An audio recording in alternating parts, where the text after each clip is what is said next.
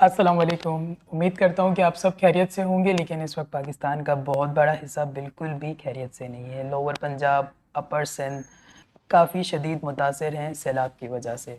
बलूचिस्तान में तो ये हालात एक महीने से चल रहे हैं, लेकिन इस वक्त लोअर सिंध और अंदरूनी सिंध, आपका सखर, तोसा शरीफ, खैरपुर, ये सब के सब डिस्टर्ब हो चुके हैं। यहाँ पर इतना ज़्यादा पानी आ चुका है कि इनके घर, इनके जानवर, इनकी फैमिलीज़ सब ख़त्म हो चुके हैं, बिल्कुल ख़त्म हो चुके हैं। इनफैक्ट कि ये लोग रोड्स पर बैठे हुए हैं, इनके पास खाने के लिए कुछ नहीं है, इनके पास पहनने के लिए कुछ नहीं है, इनके पास रहने के लिए कोई जगह नहीं है। और जो इस वीडियो को देख रहे हैं वो लाजमी कमेंट में उन एरियाज़ के नाम लिखें ताकि लोगों की रहनुमाई हो सके। मैं चाहता हूं कि आप जस्ट इमेजिन करें कि आपकी फैमिली है जिनकी आप बहुत ज़्यादा देखभाल करते हैं, उनकी हर चीज़ का आप बहुत ज़्यादा ख्याल रखते हो, और एक दिन अचानक एक पानी का रैला आता है और सब कुछ बहा कर ले जाता है। उसमें आपके जानवर, आपकी बीवी, बच्चे, पूरी फैमिली, आपका घर, आपकी ज़मीन सब ख़त्म हो जाती है, सब कुछ ख़त्म हो जाता है। सिर्फ एक पानी का रेला आता है और सब कुछ अपने साथ बहा कर ले जाता है। अब आपको ये नहीं पता कि आप कहाँ अपना अनाज उगाते थे, कहाँ आपकी ज़मीन है, नथिंग, आपको कुछ भी नहीं पता। आपको ये भी नहीं पता कि आपका अगला खाना कहाँ से मुयस्सर होगा। पानी का रेला आए जा रहा है, कंटिन्यूसली आए जा रहा है, और आपको नहीं पता कि कब वो पानी का रेला आएगा और आपको भी अपने साथ बहा कर ले जाएगा। लेकिन ऐसा हुआ है और बहुत सारे ख़ानदानों के साथ ऐसा हुआ है। बहुत सी वीडियोस देखने को मिली, बहुत सारी पिक्चर्स देखने को मिली, मतलब बहुत ज़्यादा सैड पिक्चर्स। और बहुत ज़्यादा अफसोस की बात है कि मीडिया पर वो कवरेज नहीं है, क्योंकि गरीब लोगों की वीडियोस चलाने में, गरीब लोगों को दिखाने में उनको क्लिक्स नहीं मिलते। लेकिन अगर कराची का कोई पोश इलाका होता तो आप देखते, आपको पता चलता कि कमिश्नर साहब यहाँ जा रहे हैं, कमिश्नर साहब वहाँ जा रहे हैं, सारे मीडिया, सारी कवरेज मिल रही होती। और जो हमारे सियासतदान हैं उनको किसी चीज़ की परवाह नहीं है, कौन आ रहा है, कौन जा रहा है, किसी चीज़ की परवाह नहीं है। सब के सब से अपनी कुर्सी संभाल रहे हैं, अपनी रेटिंग को देख रहे हैं। सिर्फ इसके ऊपर भी सियासत किया जा रहा है। बस वो एक हेलीकॉप्टर वाली वीडियो बना दी, वो दिखा दी कि भाई हमने सर्वे कर लिया, हमने ये कर लिया, हम वो कर रहे हैं, हम ये कर रहे हैं। लेकिन रियलिटी में ऐसा कुछ भी नहीं। लोगों की तमाम कायनात बर्बाद हो गई, अर्श से फर्श पर आ गए। अच्छा, अब हम बात करते हैं रीज़न के ऊपर। जबकि इन्हें पता है कि हर साल मानसून का सीज़न आता है और हर साल इस तरह के सैलाबी रेले निकलते हैं, या तो इंडिया पानी छोड़ देता है, तो पहले से ही कोई प्लानिंग क्यों नहीं की जाती? कोई डैम वगैरह बना लो भाई, उसके अंदर पानी स्टोर कर लो, नहीं तो कोई जबकि दूसरे रास्ते बन जाए कि पानी वहाँ से गुजर सके।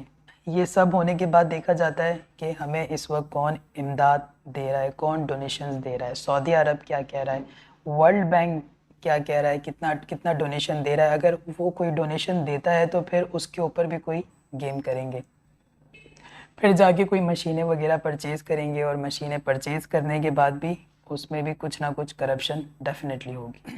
2005 में भी ज़लज़ला आया था और आज तक लोग नहीं मिल सके उस ज़लज़ले में। 17 साल हो गए इस बात को। मुझे नहीं लगता कि इस बार हमारी मदद के लिए कोई बैरूनी ताकतें आएंगी जो कि हमें इमदाद करेंगी या हमें सपोर्ट करेंगी, क्योंकि उन्हें भी पता है कि इनका हर साल का हो गया है, हर साल इनके साथ इसी तरह की प्रॉब्लम्स होती हैं और फिर ये लोग डोनेशंस और इमदाद के लिए खड़े हो जाते हैं। जो हमारे सियासतदान हैं वो सिर्फ सियासत में लगे हुए हैं, कौन आ रहा है, कौन जा रहा है, उन्हें कोई फ़र्क नहीं पड़ता। कौन मर रहा है, कौन बच रहा है, उन्हें कोई फ़र्क नहीं पड़ता। उनका यही है कि कुछ हो गया तो लाशें उठाकर बंद कर देंगे, शो करा देंगे। अफ़सोस की बात है, बहुत ही ज़्यादा अफ़सोस की बात है।